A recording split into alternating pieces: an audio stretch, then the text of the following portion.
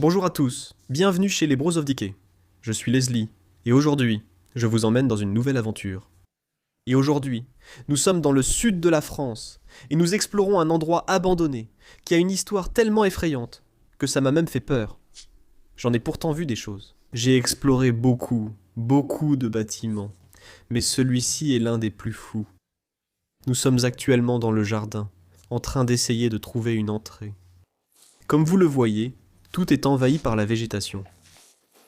Au fil des dernières années, depuis que cet endroit a été abandonné. D'accord, mon ami ouvre une porte ici, laisse-moi l'aider. D'accord, on y est maintenant. Nous entrons dans une sorte de grange qui semble être complètement remplie. Waouh. Que se passe-t-il dans cet endroit ? Regarde ces tracteurs abandonnés. J'entrerai dans les détails un peu plus tard dans la vidéo. Mais mon Dieu!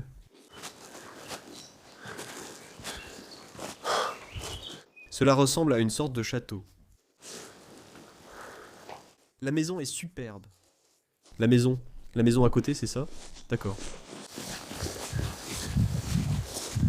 Dans quoi diable nous sommes-nous retrouvés?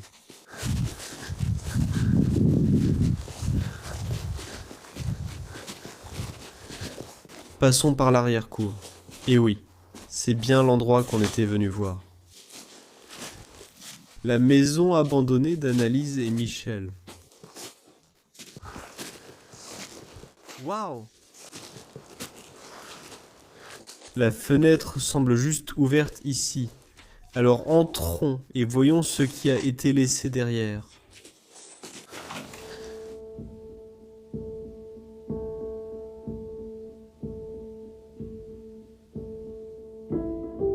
Quelque part, entre les vignobles sans fin et la campagne du sud de la France, se trouve une propriété pittoresque qui a été abandonnée depuis un quart de siècle.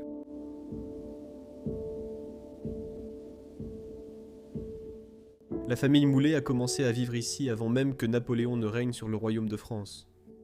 Au fil des années, ils ont bâti une entreprise prospère dans la viticulture et la production de vin.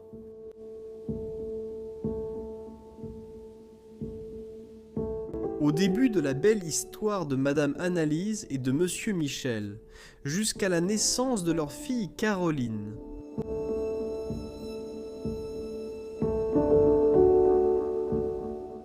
Caroline n'était pas une enfant normale. Au début, elle semblait tout à fait normale, mais lorsqu'elle atteignit l'âge de la puberté, un changement commença à se produire. Du jour au lendemain, elle a commencé à se négliger. Elle a arrêté de prendre soin d'elle-même.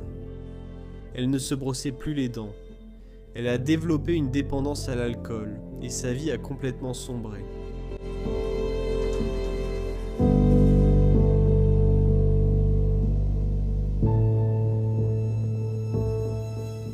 Des rumeurs disent aussi qu'elle criait par la fenêtre sur les passants et leur lançait même des livres.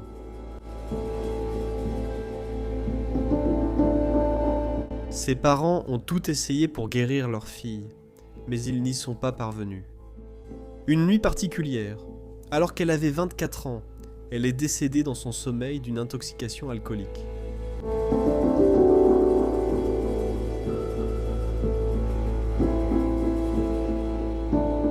Après ces événements terrifiants, les parents ont fait leurs valises et ne sont jamais retournés dans la maison.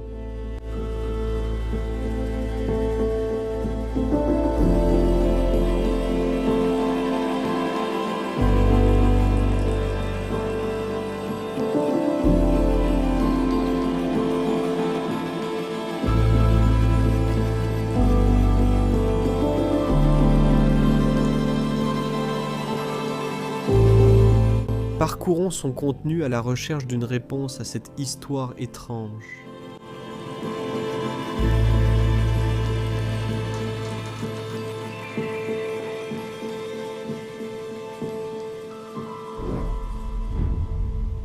Bienvenue à tous pour une nouvelle aventure des Bros of Decay. Je suis Leslie, et aujourd'hui, je filme l'un des lieux abandonnés les plus fous que j'ai jamais filmés. Pas à cause de la maison, mais à cause de l'histoire que vous venez d'entendre. Nous allons découvrir tout ce qui s'est passé ici. Je suis vraiment impatient d'explorer celui-ci. Il se trouve dans le sud de la France, et cet endroit est abandonné depuis 35 ans. Annalise et Michel, les parents de Caroline. Caroline. Je devrais plutôt le prononcer à la française. Caroline, l'ont laissé derrière eux sans prévenir, ont fait leurs valises et ne sont jamais revenus. Laissez-moi vous faire visiter cet endroit. Je vais vous raconter ce qui s'est passé ici. Et révélons leur histoire. Quand nous commençons à traverser l'arrière-cour, la première chose que nous voyons, c'est la voiture qu'ils ont laissée derrière eux. C'est une Citroën 2 chevaux, et je pense qu'elle a été fabriquée vers les années 60 ou 70. Elle a été maintenant complètement envahie par les ronces et les lianes. Regardez ici.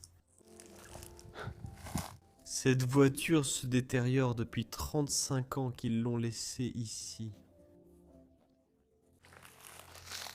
Quelle découverte incroyable. Et cette porte là-bas va nous mener sur leur propriété. Essayons de passer par ici. On peut déjà voir plein de choses par terre. Je ne suis pas sûr du genre d'affaires que ces gens avaient, mais je crois que ça avait un rapport avec du matériel agricole. Je vais ouvrir la porte pour mon caméraman, Martin. D'accord, ça va ? Parce que c'est assez difficile avec toutes ces lianes et ces épines. On ne veut pas qu'elles touchent tes yeux ou autres.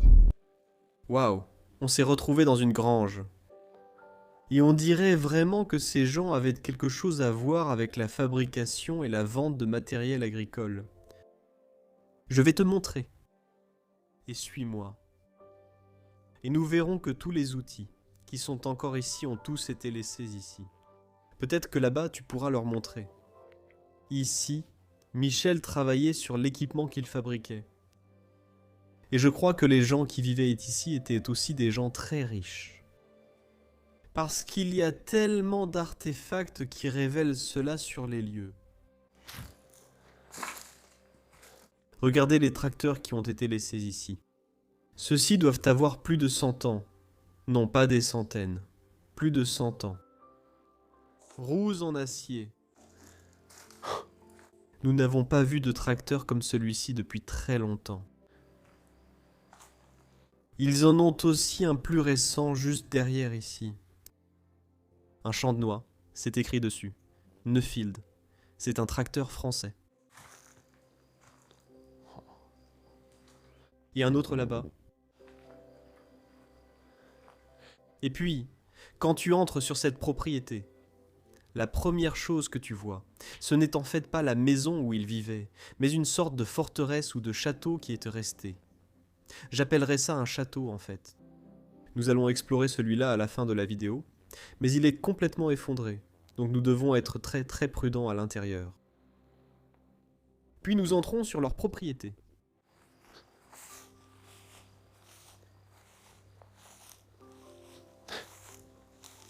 Regarde cette machine. Wow. Je n'ai jamais vu quelque chose comme ça de ma vie. Je pense que ce serait pour faire des bottes de foin.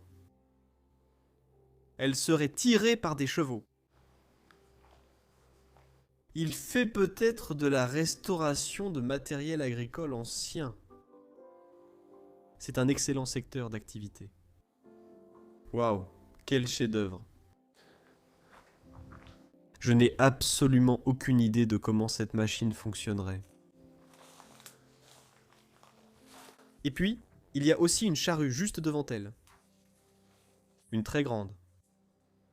Elle sera tirée par des chevaux. Waouh, allons voir leur propriété. On voit clairement que l'herbe pousse, les arbres envahissent et cet endroit tombe en ruine. En fait, il y a une ambiance très agréable en marchant ici malgré l'histoire qui s'est passée ici. Cette porte là-bas va nous mener plus tard dans la vidéo au sommet de ce château. Mais ici, on voit leur grande maison.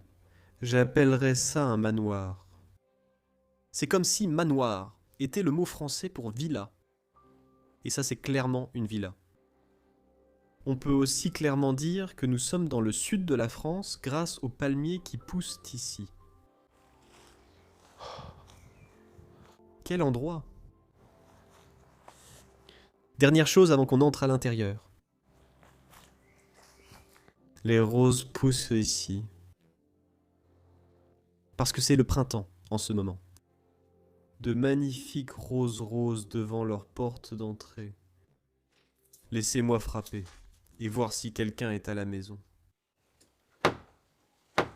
Nous venons donc d'entrer dans la maison par la fenêtre, par ici.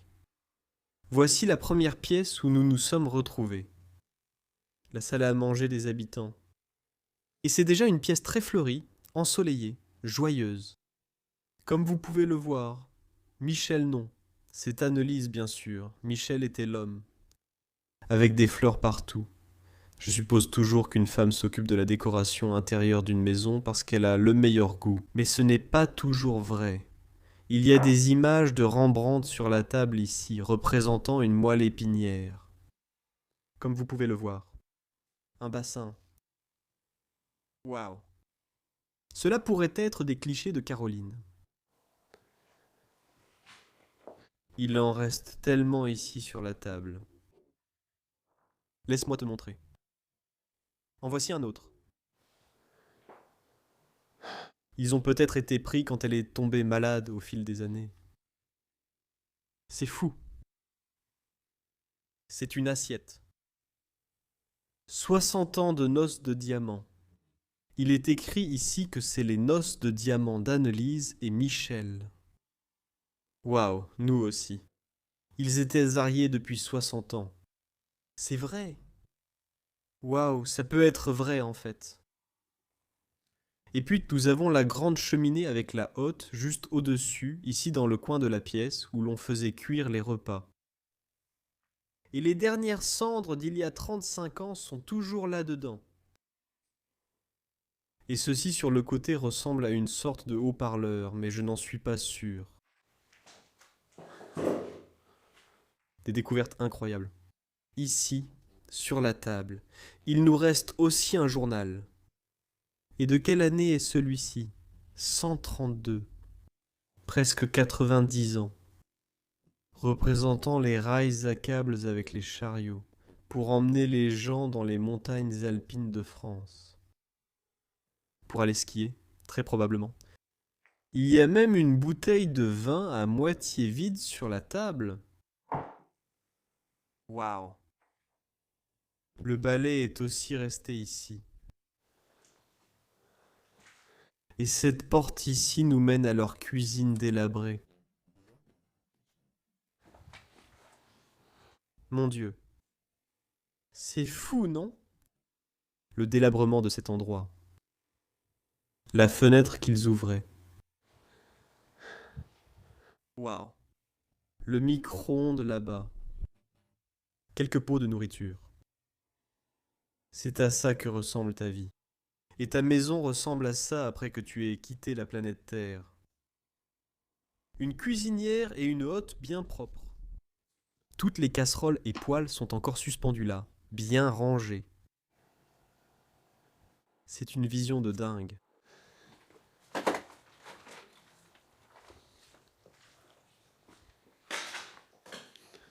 Et de ce côté, on a tous les placards intégrés avec la nourriture, les boissons et les alcools encore stockés à l'intérieur. Père Nantes. C'est une excellente boisson. Je l'ai déjà goûtée.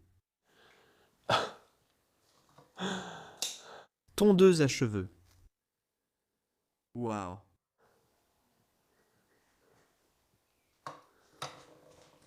C'est l'un d'eux. Oh. C'est une machine agricole.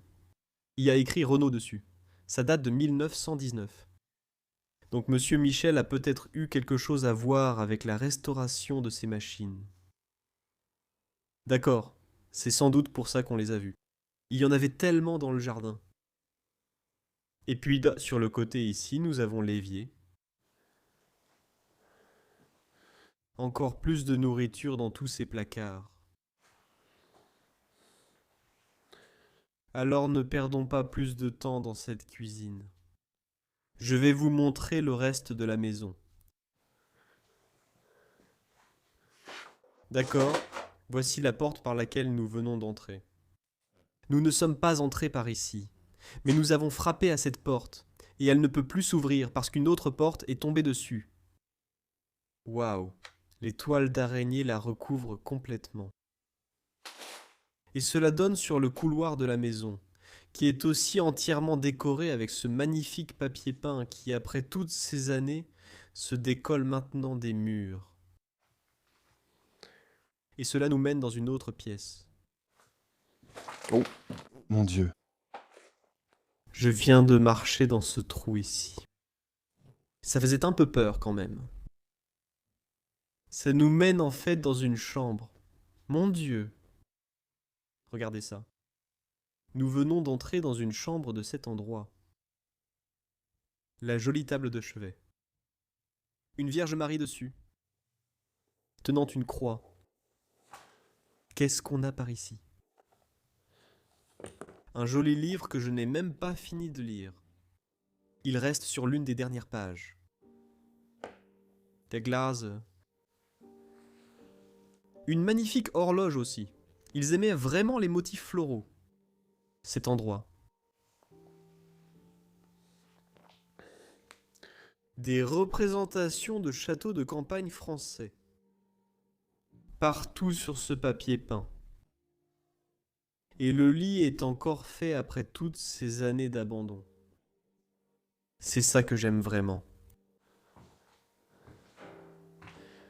Un cadran d'horloge avec un éléphant dessus. Cointreau, c'est en fait une liqueur française très typique. Et aussi du Calvados juste ici sur le côté. Ouvrons un de ces très très grands placards intégrés. J'ai failli tout renverser. Laisse-moi mettre ça de côté. C'est assez lourd. Je ne sais pas ce que c'est, mais je pense que ce sont des pièces décoratives pour l'horloge. D'accord. Maintenant, on peut l'ouvrir. Et ça révèle simplement un espace de rangement dans cette armoire. Au milieu de la pièce, nous avons cette cheminée qu'ils allumaient le soir pour chauffer cette magnifique pièce. Et au-dessus de la cheminée, il y a cette photo de mariage qui a en fait été prise sur le domaine de cette propriété. Et ces deux personnes, est-ce Caroline? S'agit-il de Michel et Annelise? Je ne suis pas sûr, ça a l'air d'être une très vieille photo. Mais ici, on peut voir le château à l'arrière-plan. Non, ça date de 1892. Ce sont peut-être les grands-parents d'Annelise et Michel. Une composition florale ici. Je ne vais pas ouvrir celui-ci parce que je dois déplacer trop de choses pour l'ouvrir. Encore plus d'alcool ici en bas. Regarde ça. On a une bouteille de champagne. Calvin, non, c'est en fait du vin. Waouh. Nous sommes bien sûr en France. Et le vin est très courant ici. Oh. C'est un trophée Jupiler. Et c'est une bière de mon pays en fait. La Belgique possède l'une des meilleures bières du monde. Donc ce n'est pas rare de voir quelque chose comme ça. Nous avons maintenant une table ici au milieu. Quelle jolie carte postale. Waouh, il y a une carte postale qu'ils ont faite de cet endroit, de ce château qui se trouve sur la propriété. Et comme vous pouvez le voir de près, la voiture qui était complètement envahie dans un jardin se trouve ici devant le château. Mon Dieu. C'est une image vraiment, vraiment magnifique. Une carte postale? Oui, une carte postale. On dirait une sorte de plaque de verre qu'ils ont fabriquée.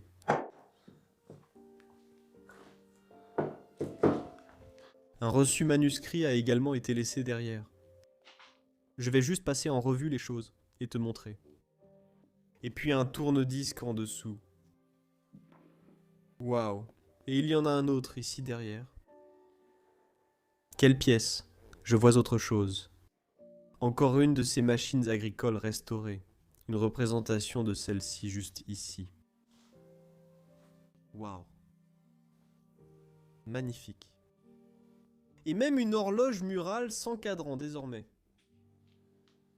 Laissée sur le mur ici. Et ensuite, on entre dans cette pièce que je viens juste de voir du coin de l'œil. Et je pense que c'est ici que Michel menait ses affaires, faisait ses factures et tout ça. Regarde ce bureau vraiment, vraiment magnifique dans lequel on vient d'entrer. Ça ressemble plus à une bibliothèque qu'à un bureau. Quand on entre pour la première fois dans cette pièce, on voit, je pense, une sorte de fauteuil de dentiste qu'il a mis ici pour y faire son travail. Suppose, oui, c'est très très lourd. Et il y a même ce levier pour soulever et abaisser le patient avec. Je pense qu'on peut le pomper comme ça. Waouh. C'est complètement en train de tomber en morceaux. Et puis il y a aussi une sorte de bureau ici. Quelques-unes de ces lunettes qui sont restées ici. Et une autre ici. Ton pote. Mettons-les ensemble. Un cadran d'horloge là-haut. Journal. Renaissance. 1835 de Paris. Ouvrons ça. Voyons ce qu'il y a à l'intérieur. C'est un très vieux livret qui a été laissé ici. Et même toutes les lettres qu'il écrivait autrefois à ses clients sont encore ici. La date indiquée dessus est 1964. 1964. Et c'est en fait un timbre-poste de Lourdes. Waouh! Je vois aussi cette carte postale ici en bas. Je pense que c'est le château de Versailles. Le palais de Versailles. Exactement. Chambre de Louis XVI. Donc le 14e, Louis le 14e. C'est une carte postale de cet endroit. Un de mes endroits préférés à visiter en France. Ici, certaines de ces clés ont même été laissées. Et aussi une carte de la France. Et regarde ce côté du bureau. Tous les livres qui sont rangés ici. Une présentation vraiment, vraiment fascinante. C'est l'un de mes endroits préférés de cette maison. Et il y a encore plus de ces lettres ici. Et elles sont toutes écrites à la main. Comme les gens le faisaient à l'époque. Maintenant, tout est fait avec des ordinateurs. Mais cela demandait du temps et de l'application. Ici, nous avons un projecteur d'autrefois. Et un autre cadran d'horloge en bas. Il y a tellement de choses à regarder dans cet endroit. Je ne peux pas m'empêcher d'y retourner. Regarde cette calèche qui était représentée ici. Également du palais de Versailles à Paris. Et celle-ci est entièrement écrite. Il est indiqué qu'elle date de 1919. Cette carte postale a plus de 100 ans. Elle a plus de 100 ans. Et nous avons aussi cette machine à coudre encore plus cool ici en bas. Et regarde aussi toutes les factures qui sont accrochées ici. N'est-ce pas fou? Ce sont toutes les factures que Monsieur Michel a faites pour ses clients. Waouh! J'adore trouver des pièces comme celle-ci qui traversent l'histoire et qui sont de véritables capsules temporelles. Passons maintenant par le couloir ici, et allons plus loin dans la maison. C'est par ici que les gens entraient. Et sortaient aussi. Il y en a encore plus. Ces radiographies ici sur le sol. Je ne vais pas entrer dans les détails pour chacune d'entre elles.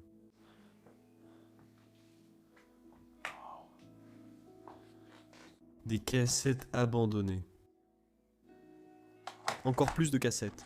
Ce sont toutes des cassettes qu'ils ont faites. Ils ont même écrit dessus ce qu'ils ont écrit dessus. Le 9 juin 1983. Celle-ci est visiblement pour un anniversaire.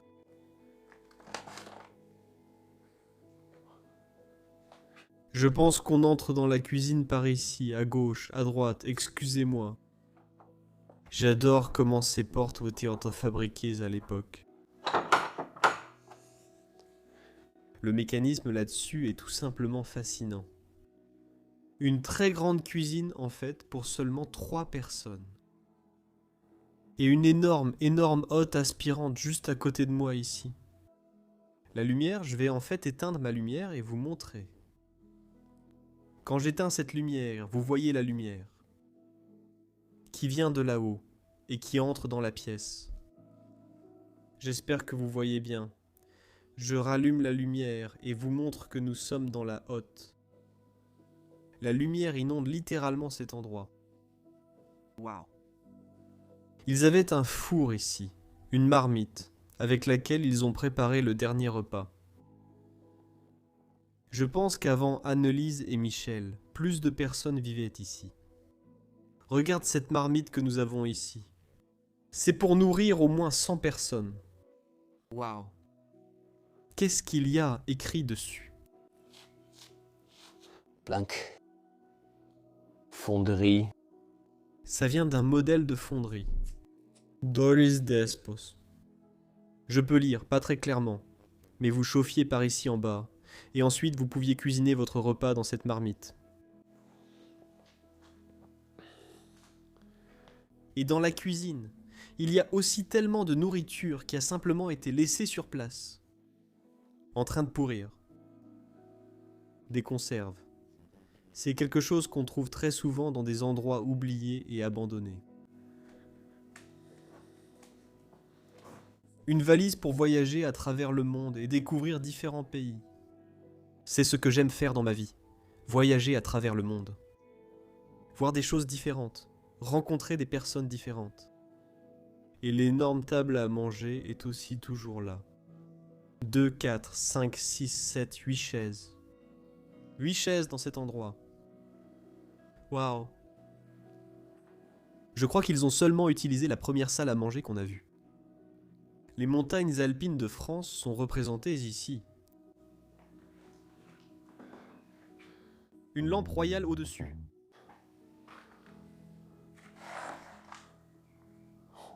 Est-ce que c'est Notre-Dame? Oui, c'est ça. Et bien sûr, c'était avant qu'elle ne brûle. Et la flèche que l'on voit ici s'est complètement effondrée. La Notre-Dame de Paris, Notre-Dame de Paris. Nous avons même ici un calendrier qui date de 1900. Je ne sais pas. Je n'arrive plus à voir la dernière lettre, le dernier chiffre. Regarde ce calendrier, comment il est fait. Je l'adore tout simplement. Il reste aussi de la nourriture ici. D'accord. Tout ça est intéressant. Très très intéressant. Je n'ai pas encore regardé celui-ci. C'est comme un diplôme de famille ou quelque chose comme ça.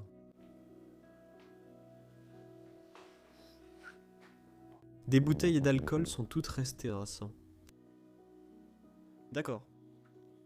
Nous avons vu la cuisine. Voici l'escalier. Mais d'abord, il y a encore une pièce de ce côté que nous devons voir.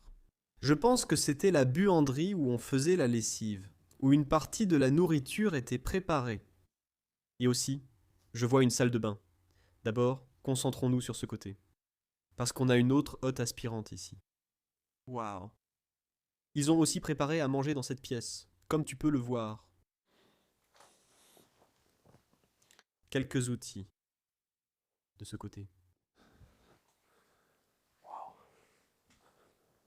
Nous avons aussi quelques chapeaux d'Annelise laissés ici. Cette porte, on voit clairement qu'elle n'a pas été ouverte depuis très longtemps. Les toiles d'araignée y sont partout. C'est juste fou. Des cintres, c'est tout le reste. Laisse-moi aussi te montrer dans la salle de bain à quoi ça ressemblait avant. C'était leur salle de bain.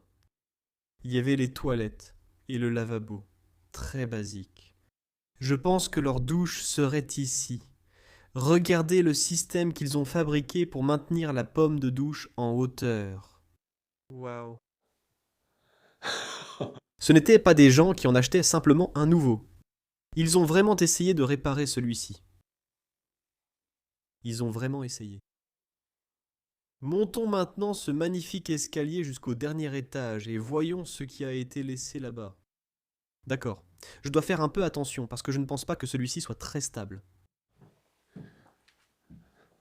En traversant ces endroits, il faut aussi faire très attention à l'endroit où l'on marche, car il peut y avoir des endroits qui sont abandonnés depuis 35 ans.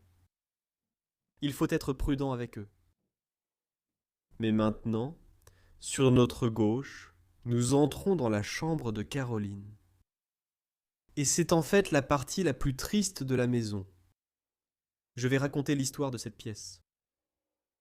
Alors, Annelise, c'était son lit, là où elle dormait, où elle a grandi et où elle a sombré dans la maladie mentale. Et voici la fenêtre que nous voyons ici. Et ici, les habitants de la ville passaient toujours devant parce que la rue est juste en face de la fenêtre. Et elle était tout le temps dans cette pièce, devant cette fenêtre, à regarder dehors et à jeter des choses sur les gens, à crier sur eux, à les traiter de pervers et à leur lancer toutes sortes d'insultes. Et ces gens qui passaient, bien sûr, n'avaient rien fait de mal. Mais c'est juste comme ça que le cerveau de Caroline fonctionnait. Et à un certain moment de la soirée, dans sa 23e année, elle était allongée dans ce lit, probablement sous l'influence de drogue, d'alcool et d'autres choses. Elle s'est étouffée dans son propre vomi. Je suis sûr à 99% que cette histoire est vraie, parce que les gens de la ville l'ont vérifiée. Et bien sûr, ces personnes l'ont vécue. Parce que ça remonte à 35 ans, ce n'est pas il y a un siècle ou quoi que ce soit. Les gens qui vivent dans cette ville ont connu cette fille et les choses qu'elle a faites. Et c'est la partie la plus triste de cette maison, et probablement aussi l'une des histoires les plus tristes que j'ai jamais racontées. Tout le plafond s'est effondré juste au-dessus du lit, laissant le lit en miettes. Même sa tête est encore suspendue sur le côté du lit. Ça me touche vraiment. Ça me touche. Le lit est encore fait depuis ce jour-là. Ses oreillers sont encore là. Et il semble qu'il y ait un autre lit derrière ce lit. Waouh. Quel endroit. Quelle tristesse. Je peux ressentir ce qui s'est passé ici. Je ne crois pas aux choses spirituelles ou quoi que ce soit. Mais je peux vraiment sentir que de mauvaises choses se sont produites ici. J'ai une photo d'un soldat. Il y a écrit 1818 sur son col. Un chien et un chat sont représentés ici. En dessous, on a une radio. Voyons si ces vêtements sont aussi restés. Non, ils ne le sont pas, mais le linge de lit, oui. Waouh. Quelle chambre. Quelle chambre. Je pense que cette armoire là-bas était pour ses vêtements, mais bien sûr, vous savez, je n'irai pas là-bas parce que c'est tout simplement trop dangereux. D'accord. Faisons demi-tour. Laissons cette chambre derrière nous. Je vais fermer la porte. Oui. Je veux fermer cette partie. Waouh. Quelle histoire, tout le monde. Quand je l'ai entendue, j'étais juste sous le choc. Allons plus loin. Tout le monde. Allons plus loin. Parfois, il faut raconter des histoires qu'on n'a vraiment pas envie de raconter, mais elles doivent être dites. Dans cette pièce, il y a même 2 lits de plus. Et nous avons une cheminée sur le côté ici. Une cheminée magnifique. C'était aussi une très belle pièce. Autrefois, c'était une pièce magnifique, mais maintenant, bien sûr, ce n'est plus le cas. Je crois que je vois ces meubles dans beaucoup d'endroits. Au début, je pensais que c'était une latte. Mais en y regardant de plus près, je ne suis en fait pas sûr de ce que c'est. Est-ce que quelqu'un a une idée de l'utilité de cet appareil? Parce que moi, je n'en ai aucune. Il y a juste une échelle sur le côté ici.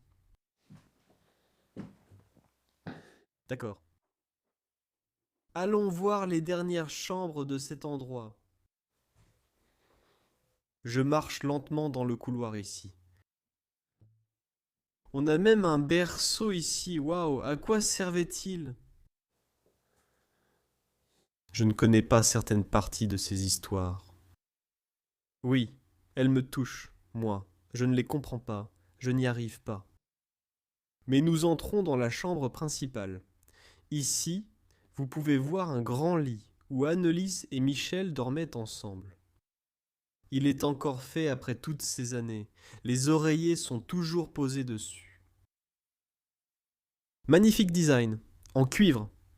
Non, ce n'est pas du plaquage, c'est juste un motif en cuivre, cuivre ou laiton. Je ne suis jamais vraiment sûr de ce que c'est. Je ne sais pas du tout comment faire la différence. Si quelqu'un peut me dire, faites-moi savoir comment on peut savoir si c'est du laiton ou du cuivre. Une statue religieuse au-dessus, ici sur la table de nuit, et un pot de chambre en dessous. Un magnifique motif bleu dessus. Ici, nous avons une image de moulin à vent sur une terre agricole. Voyons ce qu'il y a dans cette pièce. De ce côté, nous avons un fauteuil tapissé avec Annelise.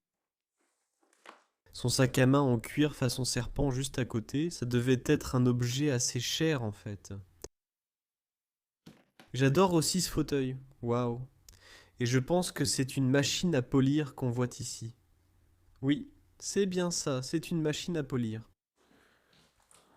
Une pièce très ancienne. Et puis nous avons ces armoires encastrées. Vous pouvez les ouvrir et elles révèlent un costume, probablement de Monsieur Michel. Même son stylo est encore dans sa poche, ici. Il y a écrit dessus que ce sont peut-être les huiles qu'il utilisait pour son matériel agricole. Waouh! Fascinant. Il y a énormément de représentations religieuses ici. Une nouvelle machine à coudre omis en bas. Et aussi une armoire avec le même motif dessus. Et puis, nous avons une dernière pièce ici. D'accord. Et c'était aussi une chambre à l'époque, comme vous pouvez le voir, une toute petite. Une note écrite en français de 1953 dessus. C'est agréable à voir. Et puis, nous avons une dernière chambre de ce côté avec des placards intégrés de chaque côté. Ce sont les mêmes que nous avons vus dans l'autre chambre. D'accord. Ils ont aussi un costume, probablement d'Annelise, ici. Regardez cette chambre, et il y a aussi un tout petit lit qui est resté ici. Regardez ça. Il y a des chapelets de prière sur le lit lui-même. Un lit rembourré comme vous pouvez le voir. Magnifique. Et une télévision de ce côté de la chambre. Tu ne peux même pas utiliser de télécommande sur celle-ci. Elle est vraiment vieille. La charmante dernière chambre de la maison. Et maintenant, la dernière chose que je vais faire, c'est jeter un œil au château et vous montrer à quoi il ressemblait avant. Alors allons-y tout de suite et découvrons le château.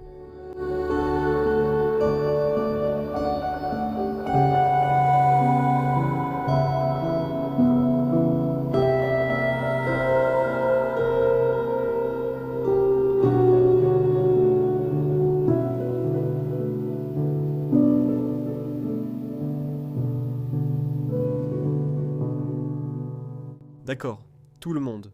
Nous revoilà dehors et nous nous tenons devant le château. Je suis vraiment impatient de voir ce qu'il y a là-dedans. Alors allons-y et voyons ce qui reste dans cet endroit. Rune vient aussi de me dire qu'il y a une cave à vin, c'est ici. Attends, est-ce que c'est vraiment... J'ai la lumière ici, d'accord? Parce qu'on a besoin d'un peu de lumière là-haut. Là-dedans, bien sûr. Oh. Mon Dieu. On entre maintenant à l'intérieur du château. Comme vous pouvez le voir, ceci était utilisé pour produire du vin, en fait, dont les gens chez Annelise et Michel étaient peut-être aussi dans la production de vin. Toutes ces bouteilles de vin laissées ici, elles sont toutes vides, bien sûr. Et puis, au milieu de ce château, nous avons un énorme tonneau de vin. Un petit robinet ici en haut que vous pouviez ouvrir et remplir vos bouteilles de vin à partir de là. Même quelques bouchons laissés derrière pour refermer les bouteilles. Y a-t-il plus à voir dans cette cave? Que ça, d'accord, je ne suis pas... Sûr de ce que c'est. Tu n'es pas sûr, de quel appareil parles-tu? Wow, il y a un grand trou dans le sol ici, je dois faire un peu attention. D'accord. Ça c'est pour presser les raisins, je crois. Je pense que celui-ci sert à presser les raisins. Mon Dieu, regarde cet appareil qu'on a ici. Je pense que c'est un pressoir à raisins mécanique. Des machines incroyables. Bon, allons maintenant en haut du château et voyons ce qu'il y a là-haut. Même un vieux vélo a été laissé ici. Et un autre, probablement de Caroline.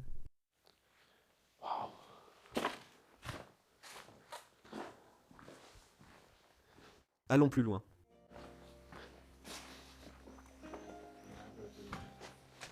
Ici vers les escaliers. Oui, d'accord, montons là-haut. Jusqu'au sommet du château qui est en train de s'effondrer en ce moment, comme vous pouvez tous le voir. Mon Dieu! Ici, nous avons une vue d'ensemble de la maison sur le côté, et voyons comment elle s'est effondrée au fil des 35 ans d'abandon.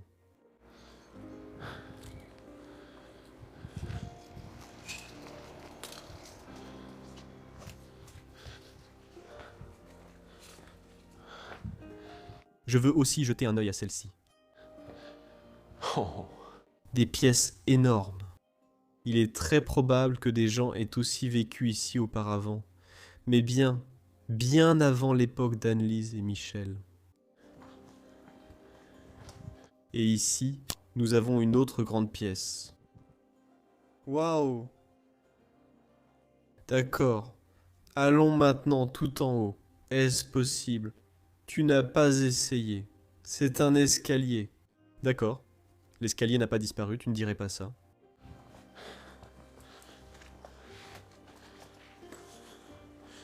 Ça va? Je pense que c'est le point le plus haut où on peut aller. Et d'ici, on a aussi une belle vue sur la ville. Peut-être faire un petit tour. Waouh.